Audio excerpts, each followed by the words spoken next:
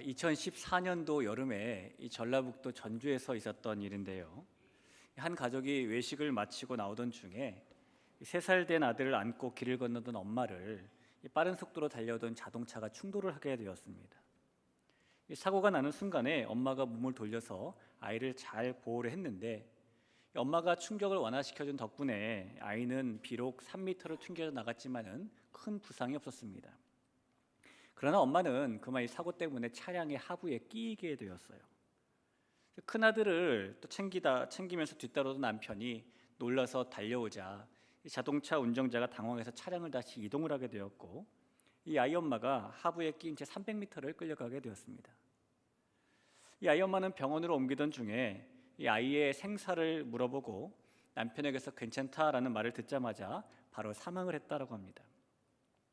자동차에 충돌하는 순간에도 아이를 살리기 위해서 감싸 안고, 또 본인의 생사가 오락가락하는 그런 상황에서도 아이가 살았는지를 먼저 걱정하는 모정에 존경의 마음이 생기게 됩니다. 이렇게 자녀를 위해 목숨을 내어주는 사랑이 그럼 엄마에게만 있는 것인가? 아빠에게도 그런 사랑이 있죠. 올해 5월 달에 이탈리아에서 케이블카가 추락을 해서 15명이 그 안에 타고 있었는데 14명이 사망을 하고 5살 난 1명의 아이만 생존한 사고가 있었습니다. 의료진의 말에 의하면은 이 케이블카가 추락하는 순간에 이 아이의 아빠가 그 아들을 꼭 껴안으면서 보호를 했고, 죽음의 순간에 아빠가 꼭 껴안은 덕분에 5살 된 아이가 생존할 수 있었다라고 말을 합니다. 케이블카가 추락을 하는 순간에도 아이를 살리기 위해 감싸는 부정도 대단하지요. 일반적으로 이 부모에게는 자식이 목숨이 위태한 상황을 만났을 때에 어떻게 해서든지 그 자식을 살리고 싶은 마음이 있는 편입니다. 여러분, 부모에게 그런 마음이 도대체 어떻게 해서 생기게 된 것일까요?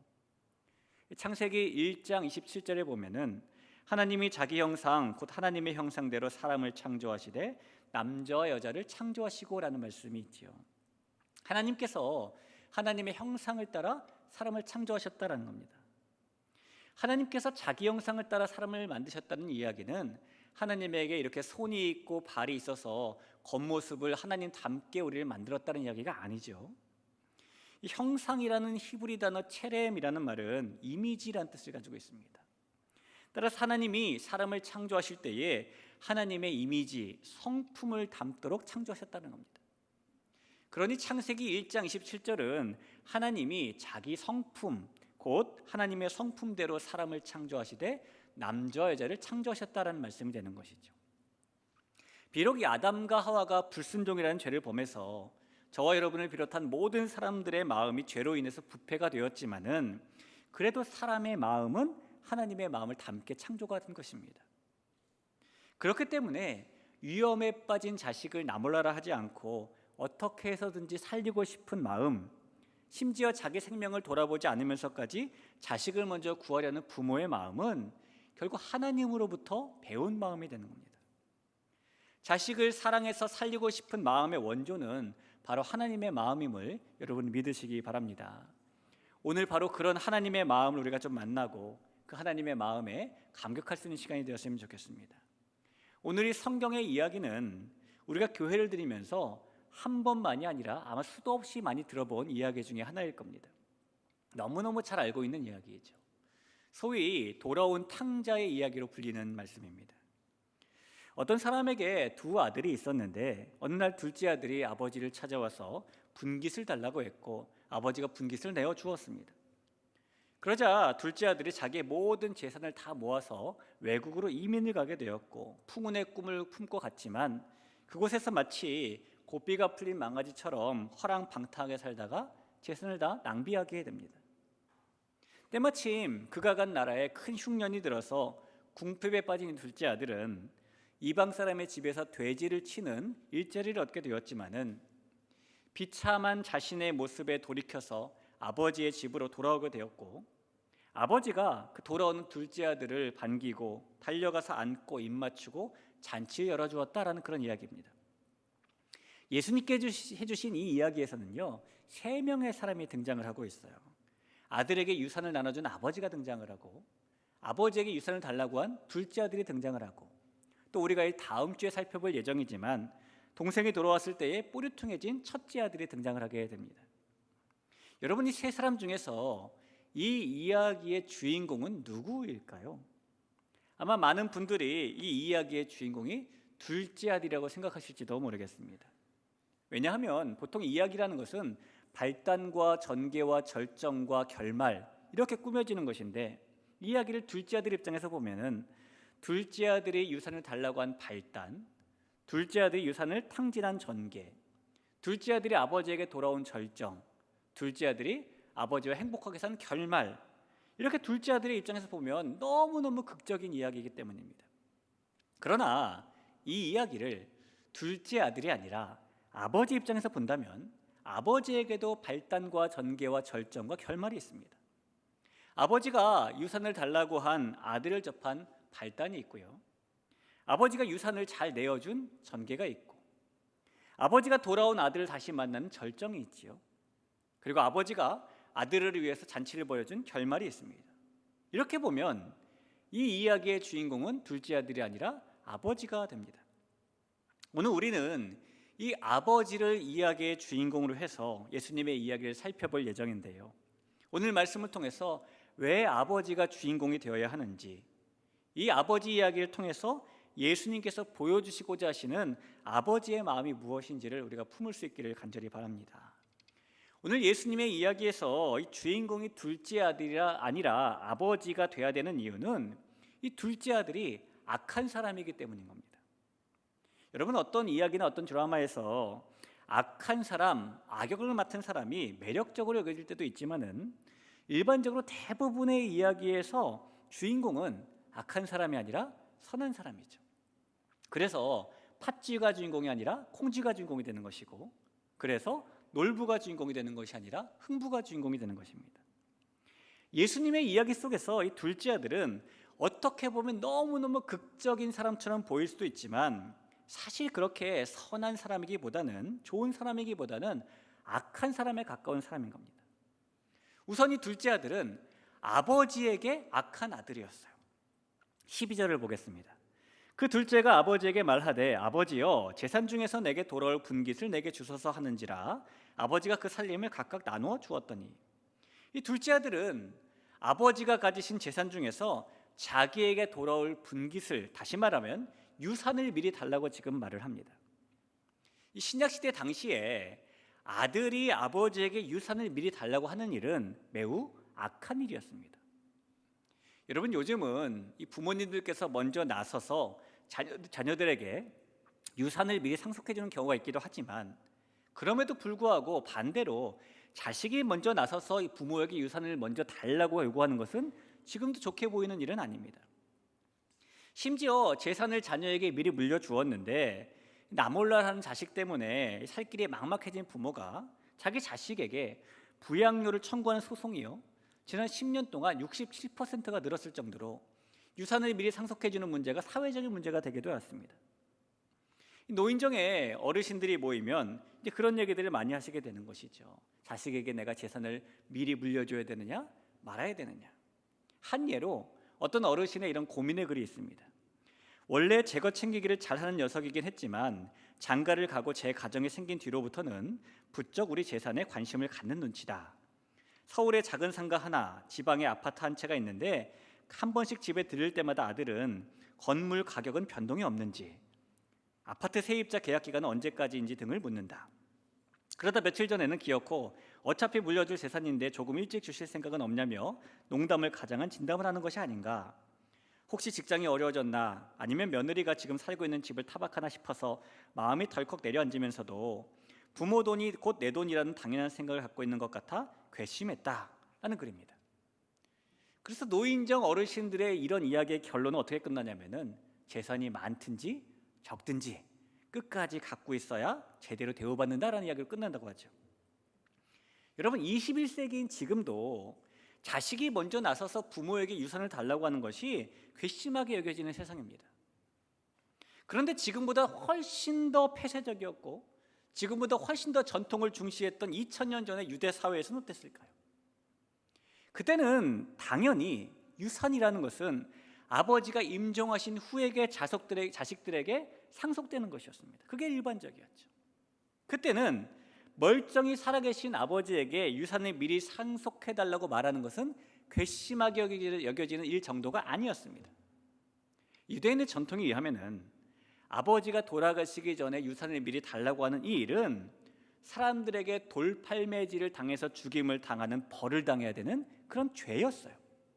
왜냐하면 아버지가 엄연히 살아계심에도 불구하고 유산을 달라고 하는 것은 아버지를 공경하지 않은 것이니 10계명 중에 제5계명인 내 부모를 공경하라라는 계명을 어긴 것이고, 그렇게 하는 것은 아버지의 죽음을 재촉하는 행위이니 살인하지 말라는 6계명도 어긴 것이고, 또 그렇게 하는 것은 아버지의 재산을 욕심낸 것이니 내 이웃의 집을 탐하지 말라는 10계명도 어긴 총 3가지 계명을 한꺼번에 어긴 일로 간주되었기 때문입니다. 율법을 중시하는 유대 사회에서 단 한 가지 계명도 아니라 3가지 계명을 한꺼번에 범한 죄는 결코 용납이 될 수 없었기 때문에 아버지에게 유산을 미리 달라고 하는 일은 돌팔매질을 당해야 되는 그런 죄였던 거예요. 따라서 그런 시대적인 상황을 알고 있는 이 둘째 아들이 오늘 아버지에게 와서 유산을 달라라고 말하고 있는 것은 그가 악한 사람이기 때문인 겁니다. 반면에 오늘 이야기에 나오는 아버지는 주인공으로 불릴 만한 세상 둘도 없는 의로운 사람입니다. 이렇게 아버지에게 유산을 미리 달라고 해서 5계명과 6계명과 10번째 계명을 이 삼중죄를 다 지은 이 아들이 돌로 쳐 죽임을 당하는 것이 유대인의 전통이었는데, 오늘 본문에 보면은 이 둘째 아들은 죽지 않았습니다. 멀쩡하게 자기 재산을 다 모아서 외국으로 가죠. 여러분, 이 이야기가 아들이 사람들의 눈을 피해서 모든 재산을 처분하고 야반도주했다는 이야기가 아닙니다. 어떻게 둘째 아들은 이 유대인의 전통과 다르게 돌 한 덩어리 맞지 않고 무사히 목숨을 건지고 외국까지 갈 수 있었을까요? 그 이유가 이 12절 하반절에 나오는데요, 12절을 다시 한번 보겠습니다. 그 둘째가 아버지에게 말하되 아버지의 재산 중에서 내게 돌아올 분깃을 내게 주소서 하는지라. 아버지가 그 살림을 각각 나누어 주었더니, 유산을 미리 달라고 하는 둘째 아들에게 아버지가 살림을 어떻게 나누어 주었습니까? 각각 나누어 주었습니다. 이 각각 나누어 줬다는 말을 이 성경 원어 성경으로 보면은 아버지가 디에이렌 아우토이스 했다 이렇게 써 있어요. 이 디에이렌이라는 말은 나눠줬다라는 말이고, 아우토이스라는 말은 그라는 단어의 복수형인 그들이라는 말입니다. 그러니까 둘째 아들이 아버지에게 유산을 달라고 했더니 아버지가 그들에게 유산을 주었다라고 성경은 써 있는 겁니다. 여러분, 이 말씀을 보면은 분명히 달라고 한 사람은 둘째 아들 한 사람인데 받은 사람은 한 사람이 아니죠. 그들이니까요. 이 덕택에 재산을 또 받은 사람이 있었습니다. 누구일까요? 그의 형 첫째 아들인 겁니다. 유산을 달라고 한 건 둘째 아들인데 왜 아버지는 달라고 요청하지도 않은 첫째 아들에게까지 지금 유산을 주고 있는 것입니까? 둘째 아들만 미리 챙겨주는 게 미안해서 이 아버지가 첫째 아들도 챙겨주는 것일까요? 그렇지 않습니다. 학자들에 의하면은 유대 사회에서 이 아버지에게 재산을 미리 달라고 하는 것이 돌로 쳐 죽임을 당한 마땅한 일이었지만, 유대인의 법 가운데에 딱 한 경우 아버지가 돌아가시지 않아도 재산을 미리 달라고 요청할 수 있는 경우가 있었습니다. 언제 이것이 예외적으로 허용이 되었냐면은 이 아버지가 너무 연로하셔가지고 정신이 혼미하셔요. 그래서 재산을 스스로 관리할 수가 없습니다. 그렇게 판단되어질 때는 율법 재판소에 이렇게 청구를 해서 아들들이 아버지의 재산을 위탁 관리할 수가 있었습니다. 딱 한 경우뿐이에요. 아버지가 육체적으로 정신적으로 너무너무 재산 관리의 능력이 없을 때. 지금 있는 성년 후견인 제도와 비슷한 겁니다. 이 둘째 아들은 지금 돌에 맞을 만한 폐륜을 아버지에게 저지르고 있는 것이 분명합니다. 그런 아들을 대하면서 이 아버지의 마음속에 어떤 마음이 들었을까요? 아, 이놈의 자식 율법에 의해서 돌로 쳐맞아 죽어봐야 알지, 이런 마음이 들었을까요? 아버지의 부모 마음에는 그런 마음이 없었을 겁니다. 이 아들이 지금 죄를 범했는데 어떻게 하면 이 아들이 돌에 안 맞을 수 있을까? 어떻게 하면 이 아이를 내가 살릴 수 있을까? 아버지가 고민했겠죠. 그리고 이 죽을 짓을 벌린 이 둘째 아들, 사람들에게 돌팔매질을 당해야 되는 이 둘째 아들을 살릴 수 있는 유일한 방법은 유대인의 법에 있는 이 재산을 위탁하는 예외 조항을 이용하는 겁니다. 아버지가 이래야 되는 거예요. 율법 재판장에 찾아가서 요즘 내가 재산을 관리하지 못할 정도로 정신이 오락가락하다. 그래서 내 아들들에게 내 재산을 관리하게 해달라 라고 요청해야 둘째 아들이 돌에 맞지 않을 수가 있는 겁니다. 그래서 이 아버지가 찾아가서 나는 정신줄을 놓았다고, 나는 기억력도 저하가 되었고, 나는 언어장애도 생겼고, 오늘이 며칠인지 내가 있는 이곳이 어디인지 수시로 나는 잊어버린다. 요즘 말로 바꾸면 나는 치매 걸린 노인이다 라고 스스로 자기 자신을 포기하고 내려놓아야만 둘째 아들이 살 수 있다라는 것입니다. 마치 하나님이신 예수님께서 모든 것을 내려놓으시고 이 땅에 오셔서 우리보다 더 비참한 삶을 사시고 비참한 죽음을 맞으셔서 우리가 살 수 있었던 것처럼 이 아버지도 자기 자신을 더 비참하게 만들어야만 둘째 아들을 살릴 수가 있는 겁니다. 이 아버지의 마음에는 그런 일 때문에 큰아들과 둘째 아들에게 각각 재산을 나눠줄 수 있었고 둘째 아들이 죽지 않고 살아날 길을 열어주셨던 겁니다. 이 아버지의 마음에는 내가 평생 모은 재산이라 할지라도 이 둘째 아들보다 귀하지 않다라는 마음이 있었기 때문이고요. 이 아버지의 마음에는 인생 노년에 이 아들에게 내가 험한 꼴 당한다 할지라도 그런 아들을 살리는 것이 더 중요하다는 마음이 있었기 때문인 겁니다. 이것이 이 예수님의 비유 속에 나오는 아버지의 마음인 겁니다. 오늘 예수님께서는 이 이야기를 통해서 하나님이 가지고 계신 아버지의 마음을 우리에게 알려주시고 있어요. 여러분, 부모로서 이 세상에서 가장 힘든 일 중에 하나가 이런 것 아니겠습니까?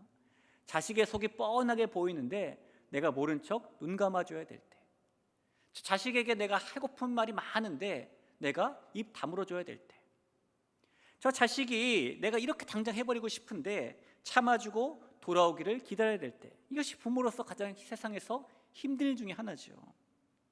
하나님께서 우리의 악한 죄성과 우리의 마음을 모르셔서 가만히 계시는 것이 아니라는 겁니다. 하나님에게는 이 아버지의 마음이 있기 때문에 우리의 죄를 눈 감아 주시기 위해서 참으시고 기다리시는 겁니다. 그분이 바로 우리의 아버지가 되시는 하나님이에요.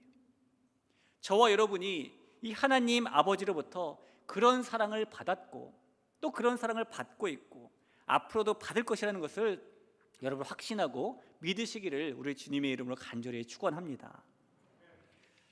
여러분이 둘째 아들이 이 아버지에게 이렇게 악한 아들이었는데 그는 아버지에게만 악한 아들이 아니라 하나님에게도 악한 백성이었습니다.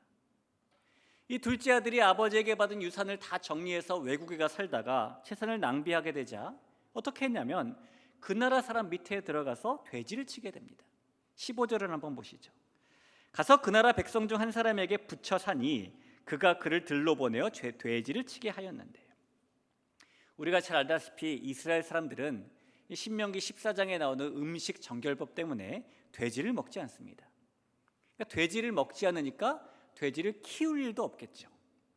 돼지는 불결하고 부정한, 가까이 하면 안 되는 그런 동물인 겁니다. 그런데 이 둘째 아들이 하나님께서 부정하다고 하신, 불결하다고 하신 그 돼지를 치고 부정한 돼지와 가까이 하면서 이 돼지가 먹는 심지어 쥐염 열매까지 먹으려고 하고 있죠. 하나님의 율법에서 떠난 삶을 지금 살고 있는 것입니다. 당시에 이 유대 땅을 떠나도 이방 땅에는 흩어져 살고 있는 디아스포라라고 불리는 유대인들이 많았습니다. 교포들이 많이 살고 있었던 겁니다. 이 로마 사람들은 유대인들이 머리가 똑똑하고 계산이 빠르니까 잘 데리고 다니면서 여기저기서 하급 관리로 많이 썼어요.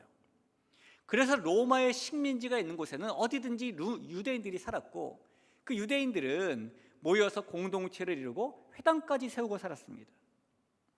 마치 우리가 외국에 나가면은 좀 돌아다니다가 한 번쯤은 한인타운에도 가보고 한 번쯤은 한인식당을 찾는 것처럼 유대인들이 당시에 이방 땅을 나가면 당연히 찾는 곳이 유대인 공동체요, 유대인 회당이었어요. 여러분 이 서신서에 보면 바울도 전도여행을 다니면서 항상 회당을 찾아다니지 않습니까? 똑같습니다. 그러나 이 둘째 아들은 삶이 어려워져서 비빌 언덕이 필요함에도 불구하고 그가 유대인 공동체를 찾는 것이 아니라 그 나라 이방 백성 중에 한 사람에게 붙여서 살게 되는 겁니다. 이런 모습은 이 둘째 아들이 지금 자기 아버지에게만 악한 것이 아니라 하나님께도 악한 영적인 문제를 가지고 있다는 것을 우리에게 보여주는 겁니다. 이 둘째 아들에게는 나는 하나님의 백성이다라는 정체성이 지금 없는 것이고, 그래서 이 아들은 영적으로 하나님을 완전히 떠난 삶의 모습을 지금 보여주고 있기 때문입니다. 그 자신도 그 사실을 너무나 잘 알고 있었어요. 여러분, 우리가 하나님을 멀리하거나 죄에 가까이 하면 내가 지금 하나님을 멀리하고 있구나 라고 자각할 때가 있지요. 이 둘째 아들도 그랬습니다. 18절 말씀을 한번 보시죠. 내가 일어나 아버지께 가서 이르기를 아버지 내가 하늘과 아버지께 죄를 지었사오니 라고 말씀하고, 21절도 볼까요? 아들이 이르되 아버지 내가 하늘과 아버지께 죄를 지었사오니 지금부터는 아버지의 아들이라 일컬음을 감당하지 못하겠나이다 하나라고 말합니다. 아들이 지금 아버지에게 내가 아버지께만 죄를 지었다라고 말하지 않고 또 누구에게도 죄를 지었다라고 말을 합니까? 하늘에도 죄를 지었다고, 하나님께도 죄를 지었다라고 말하고 있는 겁니다. 이렇게 둘째 아들은 하나님께도 악한 백성이었던 겁니다. 그러나 오늘 본문에 나오는 아버지에게는 그런 아들일지라도 사랑하는 마음이 가득하고 애절합니다. 여러분, 아들이 집에 돌아올 때에 아버지가 아들을 알아보는 게 쉽다고 생각하십니까? 아니면 아들이 아버지를 알아보는 게 쉽다고 생각하십니까? 혹시 아버지가 그래도 부모인데 아들을 알아보는 게 쉽겠지라고 생각하실 수도 있겠지만은, 실제적으로 좀 합리적으로 생각을 해보면 아들이 아버지를 알아보는 게 훨씬 더 쉬웠을 겁니다. 왜냐하면 아버지는 조금 연로해지셨지만은 모습이 그대로예요. 집도 그 자리에 있고 아버지의 모습은 그대로입니다. 그러나 이 아들은 집 나갈 때와 돌아올 때 지금 모습이 판이하게 다르겠죠. 집 나갈 때는 좋은 거 다 가지고 나갔지만은 돌아올 때는 남루한 옷에 머리는 말할 것도 없이 얼굴엔 떼꾸정물이 줄줄 흐르고 돼지치다 왔으니까요. 그런 아들을 알아보는 것보다는 아들이 우리 아버지구나 이렇게 알아보는 게 쉬웠을 거라는 겁니다. 저한테는 21살짜리 아들이 한 명 있는데 얼마 전에 아들이 입영 통지서를 받게 되었어요. 그래서 아들이 이제 군대를 가려고 지난 월요일에 귀국을 해서 제 공항에 이제 데리러 나가게 되었습니다. 공항에 가서 전화를 했는데 어디 있냐고 물으니까 9번 출구 쪽에 있대요. 제가 9번 출구 쪽으로 갔죠. 근데 아들이 없는 거예요. 한참 보다가 도대체 애가 어디 간 거야 생각하고 전화를 꺼내서 다시 전화를 하려고 하는데 저 앞에서 어떤 남자가 이렇게 손을 막 흔들더라고요. 가만히 보니까 도대체 네 집 자식이 저렇게 머리가 길고 머리를 뒤로 묶고 나오냐? 우리 집 자식이었어요. 분명히 집 들어올 때는 머리가 짧았는데 군대 간다고 어차피 갈 때 빡빡 밀 거 그때까지 자르지 않겠다고 풍성하게 잃어가지고, 혹시 오늘 오후에 교회 계시다가 머리 긴 남자가 돌아다니면 저희 아들입니다. 제가 못 알아봤어요. 제가. 여러분, 집으로 돌아오면서 상대적으로 이 둘째 아들은 아버지를 알아보기 쉬웠지만 상대적으로 아버지는 행색이 변한 아들을 알아보기가 어려웠을 거예요. 그런데 오늘 이야기를 보면 이 남루하게 돌아오는 아들을 아버지가 먼저 발견하게 됩니다. 20절을 한번 볼까요? 이에 일어나서 아버지께로 돌아가리라. 아직도 거리가 먼데 아버지가 그를 보고 측은히 여겨 달려가 목을 안고 입을 맞추니라고 말을 하죠. 여러분, 혹시 가출해 보셨는지 모르겠는데 저는 안 해봤습니다. 가출하는 사람들이 가장 집에 돌아올 때 어려워하는 순간이 언제인지 아십니까? 집이 가까워지면 가까워질수록 어렵습니다.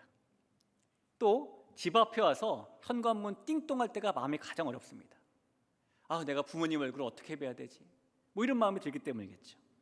이 둘째 아들도 분명히 집에 가까워지면 가까워질수록 점점 망설이는 마음, 쭈뼛쭈뼛하는 마음이 커졌을 거예요. 그래서 아버지도 쳐다보지 못하고 쭈뼛쭈뼛 걸어온 것을 보고 아버지가 거리가 먼데 한눈에 아들을 알아보고 달려갑니다. 지금 유산을 아버지에게 달라고 그랬잖아요. 그러니 아버지는 중년의 나이로 보면 안 되는 거예요. 노년의 나이 아버지로 봐야 되는 거죠. 노인이신 아버지와 젊은 아들이 만나면 여러분 누가 뛰어가야 될까요? 당연히 젊은 아들이 뛰어가야 되는 것 아닙니까? 늙으신 아버지가 뛰어오는 게 맞나요? 그렇지 않아요. 근데 오늘 성경은 뭐라고 말하냐면 늙으신 아버지가 달려갔다라고 말하는 겁니다. 그 정도로 이 아버지에게는 아들을 향한 사랑이 너무 애달픈 겁니다. 이 아들을 사랑하는 아버지의 그 마음은 그의 행동에서도 나타나는데, 한 번 더 20절을 보시죠. 이에 일어나서 아버지께로 돌아가니라. 아직도 거리가 먼데 아버지가 그를 보고 측은히 여겨 달려가 목을 안고 입을 맞추니라고 말하죠. 아버지가 아들을 만나자마자 껴안고 입을 맞추었어요. 이 입을 맞추었다는 얘기는 입을 한 번 맞추었다는 뜻이 아니에요. 이 헬라어 표현을 보면은 입을 열렬하게 계속해서 맞췄다는 겁니다. 그러니까 아들을 만나서 쪽 이런 것이 아니라 쪽쪽쪽쪽쪽쪽 이랬다는 겁니다. 마치 우리가 갓난아기 보면 막 귀여가지고 그러는 것처럼 이 아버지가 그랬다는 거예요. 얼마나 아들에 대한 사랑이 컸으면 이렇게 했을까요? 또 22절과 23절을 볼까요? 아버지는 종들에게 이르되 제일 좋은 옷을 내어다가 입히고 손에 가락지를 끼우고 발에 신을 신기라. 그리고 살진 송아지를 끌어다가 잡으라. 우리가 먹고 즐기자 라고 써있죠. 아들에게 아버지가 남루한 옷을 벗기고 좋은 옷을 입히고 반지를 끼워주고 신발을 신겨주고 그 다음에 잔치를 열어주었습니다. 그 당시에 이 반지라는 것은 신분을 표시하는 물건이죠. 여러분 예전에 벤허라는 영화는 한 번쯤 보신 적 있으시죠? 이 영화에 보면은 이 벤허라는 주인공이 노예가 되었다가 로마의 장군 목숨을 구해서 그의 양자가 되게 되었습니다. 그때 이 로마의 장군이 자기의 양자가 된 증표로 벤허에게 준 것이 반지입니다. 이 반지는 내 아들의 증표니 하면서 주죠. 이 영화의 마지막 부분에 가면은 이 벤허가 유다 땅에 다시 돌아와서 자기 아버지에게 그동안 양아버지에게 그동안 고마웠다고 편지를 써보내면서 반지를 다시 돌려보내는 장면이 나와요. 이 반지라는 것은 당시에 신분을 나타내는 것이고 누구의 아들이라는 사실을 표시하는 겁니다. 아버지가 오늘 살아 돌아온 이 아들에게 애절한 바람대로 아들이 돌아오게 되자 이 아들에게 내 아들이라는 새로운 시작을 지금 주고 있는 겁니다.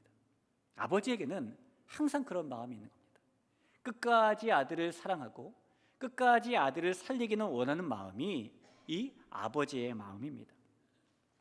오늘 예수님의 이야기를 보면서 아들을 반기시는 아버지를 보면서 하나님께서는 만약에 혹시 우리가 하나님께 영적으로 폐륜을 저질렀다 할지라도 언제든지 맞아주시는 분이심을 우리가 믿고 의지해야 될 줄로 압니다.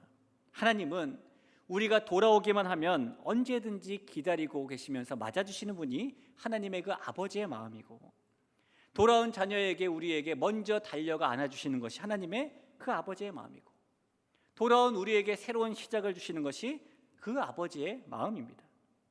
그런 아버지의 마음을 가지고 계신 하나님께서는 우리가 돌아갈 때에 기뻐 잔치를 벌이시는 분이심을 여러분 믿으셨으면 좋겠습니다. 예수님께서 오늘 이 비유를 통해서 하나님의 아버지 마음을 보여주시면서 우리에게 하나님의 아버지 마음이 무엇인지 알라라고 잘 말씀해 주고 계세요.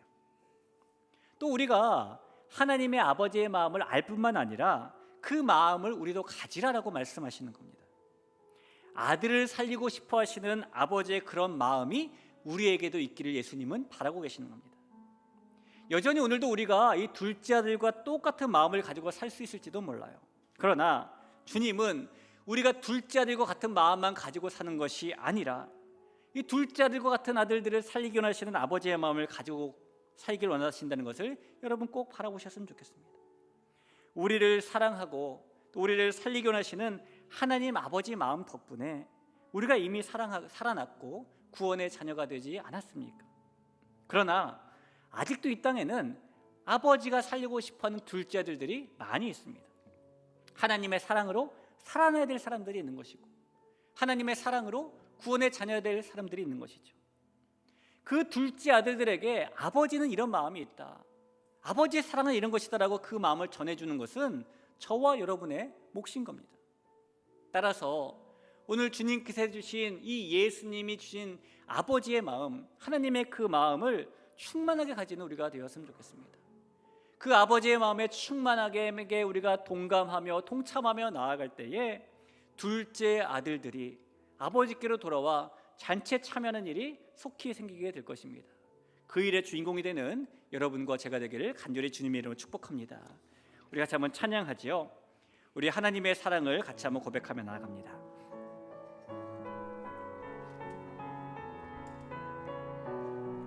하나님의 사랑을 사모하는 자,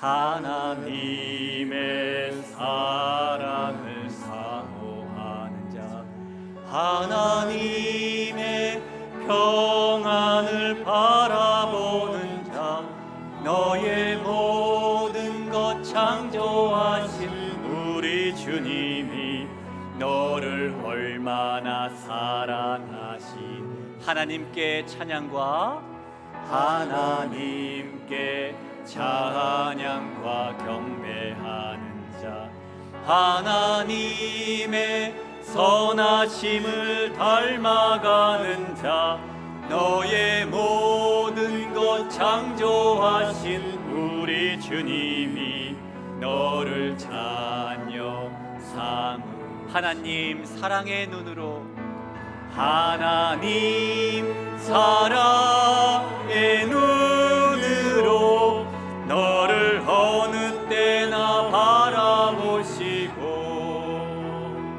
하나님 인자한 귀로서 언제나 너에게 기울이시니,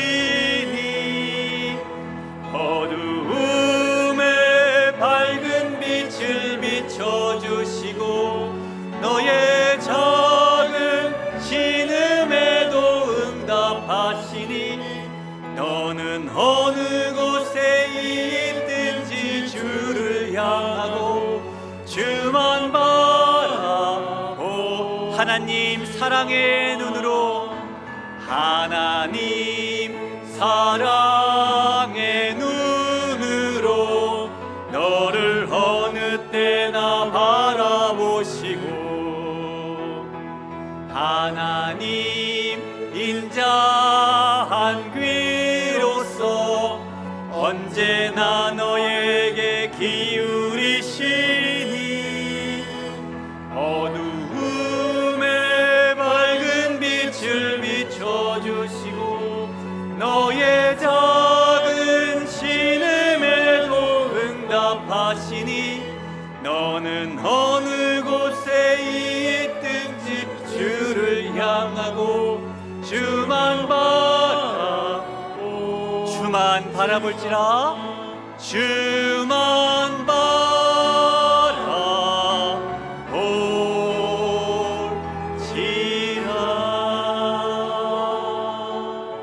오늘 말씀을 가지고 같이 한번 기도하겠습니다. 우리 주님께서 주시는 말씀, 이 세상에 우리가 둘째 아들과 같이 살았지만은 하나님께서는 이 아버지의 마음을 가지고 우리를 살리셨다라는 말씀입니다. 또 하나님께서 이 아버지의 마음을 우리에게도 나누어 주시사 우리가 그 마음을 가지고 둘째 아들들을 주님께로 인도하는 자가 되게 하는 말씀입니다. 이 시간에 기도할 때에 하나님, 둘째 아들과 같은 나를 위해서 스스로 비천의 자리로 내려오시고 스스로 정말 비참한 십자가 죽음을 당하셔서 나를 살려주셔서 감사합니다. 주님께 아버지께로 돌아간 둘째 아들이 된 내가 하나님 그 아버지의 마음을 풍성히 알아서 이 땅의 둘째 아들들을 또 주님께 돌아오게 하는 그런 자가 되게 해달라고 같이 한번 기도하겠습니다. 기도합니다.